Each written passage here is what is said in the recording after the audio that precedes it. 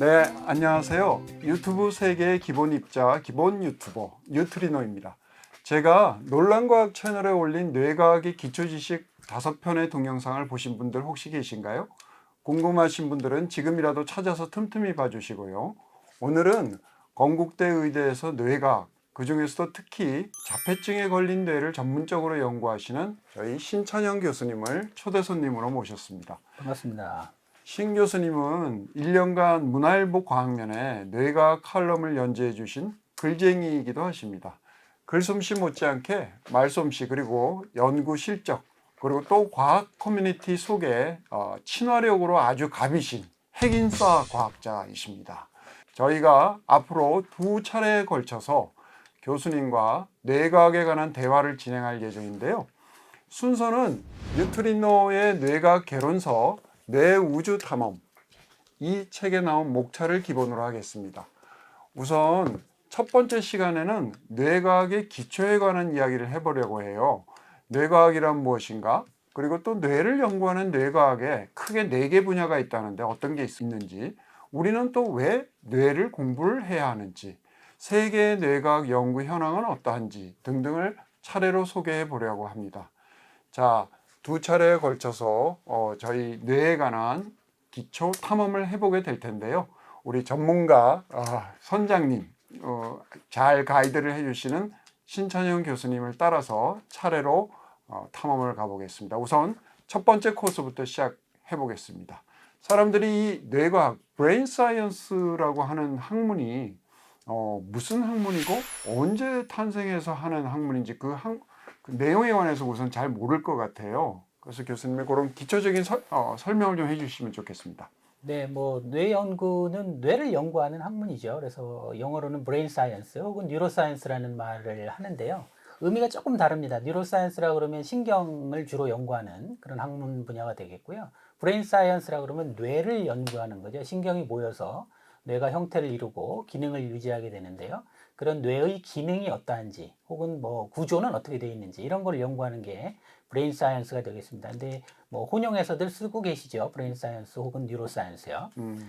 모든 학문들이 다 마찬가지일 것 같은데요. 현대의 서구과학의 시초는 그리스죠. 그래서 뇌 연구도 사실은 그리스의 이제 히포크라테스부터 시작을 해서 네. 우리가 생각을 하고 마음을 갖는 것이 심장이 아니고 뇌일 것 같다. 이런 연구들부터 기원전에 시작이 됐습니다. 그런데 이제 현대적인 의미에서 이거를 이제 과학의 수준까지 확실하게 올려서 하는 것들은 르네상스 이후가 될 것 같고요. 여러분들이 고등학교, 중학교 과학 교과서에서 아마 많이 들어보셨을 것 같아요. 갈바니가 개구리 뒷다리에다 전기자극을 줘서 개구리가 이렇게 다리를 움직일 수 있는 거, 이런 것들이 결국은 신경이 활성화돼서 근육이 이제 수축해서 나타나는 그런 현상들이죠. 그래서 이제 17세기부터 그런 연구들이 이어져 왔고요. 혹시 뇌 영역이라는 말을 들어보셨나요? 도메인이라고 하는 거예요. 네, 네. 그렇습니다. 그래서 19세기에 그런 연구들이 이제 최초로 된 거죠. 그래서 뇌의 영역 중에 어떤 특정 부위가 손상을 받았을 때 말을 할 수 없다든가 듣지를 못한다든가 보지를 못한다든가 이런 것들을 알게 됐습니다. 그래서 여러분들이 들어보셨을 법한 그 브로카 영역이라든가 베르니케 영역이라든가 이렇게 언어와 관련된 영역에 대해서 많이 알려지게 됐죠. 그래서 그 이후로는 감각은 어디고 촉각은 어디고 시각은 어디고 이런 영역들에 대한 연구들이 활발하게 진행이 됐습니다. 그래서 이제 그런 것들을 집대성한 게 요즘도 우리가 쓰고 있는 브로드만 브레인 에어리어라는 개념인 거죠. 그래서 이제 현대 뇌과학이 시작됐다 이렇게 말씀드릴 수 있을 것 같습니다. 그 이후로 이제 신경의 기능에 관한 연구가 활발하게 되면서 20세기 이후에 노벨상을 받은 많은 분들이 나타나게 되겠죠. 엘리드 칼슨이라든가 에릭 캔들이라든가 이런 분들이 분자생물학적인 연구 방법을 뇌 연구에 도입을 해서 결국은 이제 세포생물학적인 연구를 통해서 어떤 분자들이 뇌 기능을 조절하는데 굉장히 중요한 역할을 하느냐 이런 것들을 밝힘으로써 우리 현대 뇌 기능을 이해하는데 아주 혁명적인 변화를 가져왔다 이렇게 말씀드릴 수 있겠습니다. 네. 첫 번째 질문으로 뇌과학이 무엇인지 그리고 뇌과학의 역사는 어떻게 되는지를 알아봤고요. 그러면 우리가 지금 현대 뇌과학은 크게 네 가지 분야로 나누어서 이제 연구를 한다고 제가 들었는데요, 교수님. 뇌의학, 그리고 뇌신경생물학, 또 뇌인지신경학, 뇌공학 이렇게 크게 4대 분야로 나뉜다고 들었습니다. 이 연구 분야는 서로 각각 어떻게 달리 연구를 하는 것인지요? 뭐 이런 뇌과학의 분류라는 것은 이제 학자들마다 또 많이 다를 수 있고요. 네. 예, 책을 보시면 다양한 분야로 나눌 수가 있습니다. 이렇게 네 분야로 나눌 수도 있고요. 혹은 세 분야로 나눈다든지. 뭐 어떤 책에 보면 한 40개 분야로 네. 세분해서 나눌 수도 있는데요. 포함하고 있는 범위는 뭐 대체로 비슷하기 때문에 우선은 오늘은 이제 편의상 이렇게 4대 분야, 이걸 이제 우리나라에서도 한 20년 이상 이렇게 써온 분류 체계입니다. 그렇군요. 그래서 말씀을 드리는 게 쉬울 것 같은데요. 네. 뇌의학학 혹은 의학학이라고 하는 것은 뇌가 기능을 잘못하고 또 질병에 걸리게 되면 우리가 제대로 된 뇌 기능을 유지할 수가 없지요. 그래서 다양한 신경 정신과적인 그런 질환들, 퇴행성 질환들 이런 것들을 나타나게 되는데요. 그 원인이 무엇인지, 치료법은 무엇인지 이런 것들을 연구하는 학문 분야가 뇌의학학 분야다 이렇게 보시면 될 것 같습니다. 네. 이제 두 번째는 이제 그거보다 조금 더 기초 연구 쪽으로 들어가서 어. 아까 말씀하신 신경세포라든가 네. 신경교세포 이런 이제 세포 단위에서 도대체 어떤 일들이 뇌에서 일어나는지 신경세포의 신호 전달은 어떻게 되는지 어떤 이온 채널이 열리고 어떤 단백질들이 활성화되는지를 연구하는 그런 학문들이 이제 뇌신경 생물학이라고 말씀드릴 수 있을 것 같고요. 네. 그래서 이제 분자 생물학이나 세포 생물학적인 그런 다양한 연구 기법들을 이용하는 네. 그런 뇌신경 연구 분야다. 이렇게 생각하시면 뭐 크게 다르지 않을 것 같습니다. 알겠습니다. 네. 네. 그리고 이제 이런 것들은 이제 주로 질환을 모델링해서 연구를 하거나 아니면 모델 동물이나 세포를 이용해서 연구를 하게 되는데요. 결국은 우리가 뇌과학을 연구하는 그런 의미는 결국 인간의 뇌 기능과 그 조절 방법을 이해하고자 하는 것들이죠. 네. 그래서 이제 고차원적인 뇌 기능이 그거를 이제 한마디로 표현하면 이제 인지, cognition이라는 말을 우리가 쓰게 되는데요. 네. 그래서 그런 고차원적인 인지 과정이 어떻게 되는지 이건 이제 보다 이제 휴먼 스터디 혹은 이 임상적인 상황에서의 뇌 기능을 연구하는 학문이라 가깝게 되겠죠. 그래서 이런 것들을 뇌인지 신경학, 신경생물학 이렇게 얘기를 합니다. Cognitive Neuroscience라고 얘기를 하게 되고요. 네. 그래서 여러분들이 많이 들은 MRI나 뭐 fMRI, PET 뭐 이런 것들, 뇌자도를 찍는다든지 이런 것들이 아마 뇌인지 신경학 쪽에 해당이 될 것 같고요. 소위 말하는 계산신경생물학 이런 것들도 다 뇌인지 신경학의 한 분야로 우리가 분류할 수 있습니다. 네.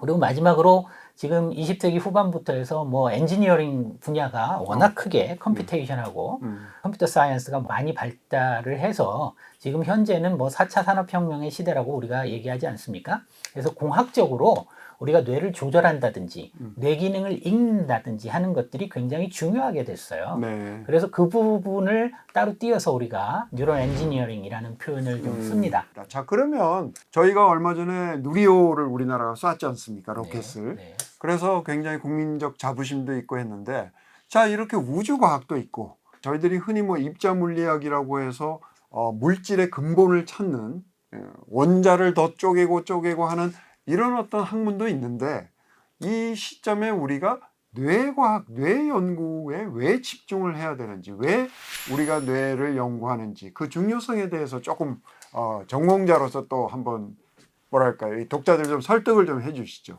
제가 초등학교 때 그런 생각을 했던 기억이 납니다. 네. 뭐 아인슈타인이 상대성 원리로 해가지고 이 빛의 속도를 인간은 넘어갈 수 없다. 그래서 우주 여행은 다 끓는 것 같구나. 이런 생각들을 했던 기억이 있는데요. 그러다가 이렇게 실망을 하다가 갑자기 떠오른 생각이 우리가 생각을 하면 0.1초 사이에 안드로메다 끝까지 생각은 뻗어 있잖아요. 생각은 그래서 금방 할 수 있죠. 뇌는 뭐 우주보다 더 크다 이런 생각을 빛보다 했던 기억이 더 빠른 납니다. 것 같아요. 네, 네, 그렇습니다. 네, 그래서 뭐 그런 것들이 단적으로 우리 뇌가 얼마나 신비롭고 연구를 해야 되느냐 이런 것들을 나타내는 것 같고요.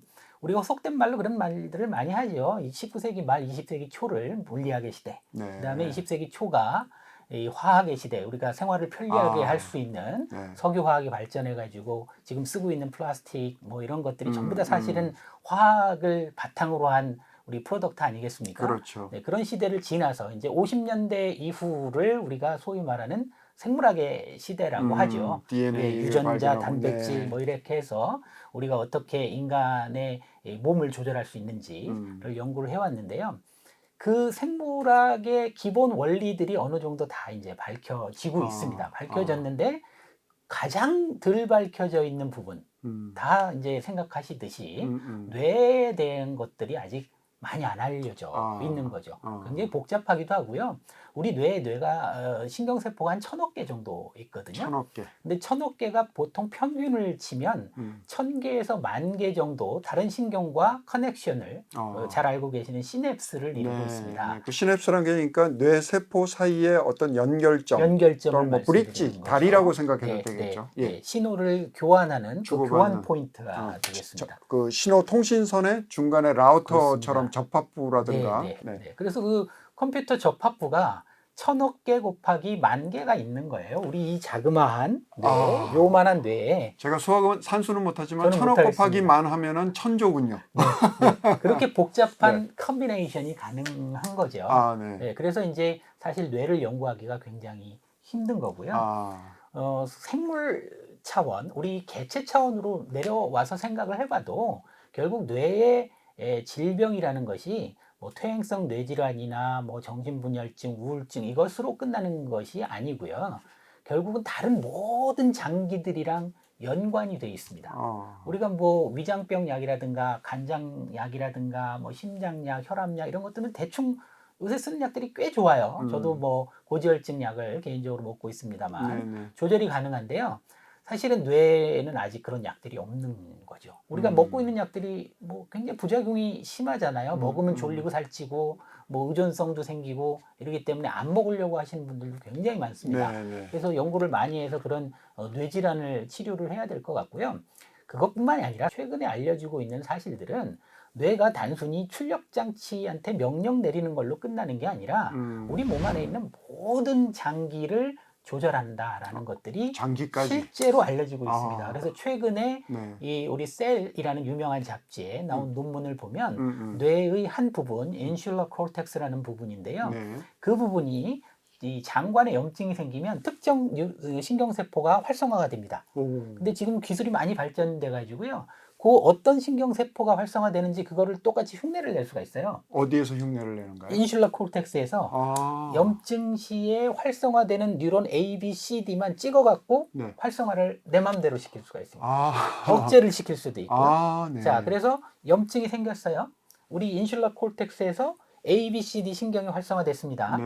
그러면 이 A, B, C, D 이 신경을 나중에 염증이 없는 상태에서 한꺼번에 다 활성화를 우리가 인위적으로 시켜요. 그러면 어떤 일이 나타날까요? 통증이 생기는 염증 반응이 나타납니다. 그게 이번에 셀에 나온 거고요. 이걸 억제를 하면 염증 생겼던 것이 좀 완화가 될 수 있다. 위가 아픈데도 뇌를 치료해서 위를 고칠 수가 있군요. 그런 이제 가능성을 얘기한 거죠. 장관, 위는 아니고 장관, 대장에 대한 실험을 한 건데 그런 얘기가 나오는 거죠. 그러니까 우리 뭐 폐, 간 이런 것들이 다 기분에 의해서 우리 머리에 의해서 조절될 수 있다는 가능성이 또 나오고 있어요. 그러니까 뇌의 연구는 뇌질환을 치료하는 데 끝나는 것이 아니라 다른 우리 모든 몸의 여러 파트들을 아주 정교하게 조절할 수 있는 우리가 아프거나 아니면 평상시거나 그런 새로운 기회를 줄 수 있다 이렇게 말씀드릴 수 있겠습니다. 교수님이 지금 말씀 너무 신기한 이야기를 뇌가 사람의 모든 장기하고 거의 다 연결이 돼서 다 커넥션이 있다.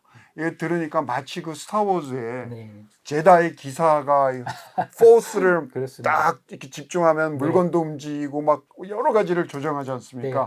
앞으로 뇌과학을 공부하면 제다의 기사도 탄생할 수 있겠군요. 언젠가는 그런 날이 오겠죠. 알겠습니다. 재미난 말씀 잘 들었고요. 저희가 뇌과학 첫 번째 시간 지금 교수님 모시고 준비된 질문을 소화를 해봤는데요. 뇌 지도라든가 지금 또 말씀하신 뭐 뇌세포 또 시냅스 이런 용어들이 조금 생소하실 수도 있을 것 같아요. 하지만 말씀드린 이 기본적인 내용을 바탕으로 여러분들이 궁금할 때 추가적으로 스스로 또 찾아보고 공부하는 기회를 가져보면 좋을 것 같습니다. 그럼 다음 시간에 또 교수님 더 재미난 뇌과학 이야기 또 추가로 부탁드리겠습니다. 안녕히 계세요. 감사합니다.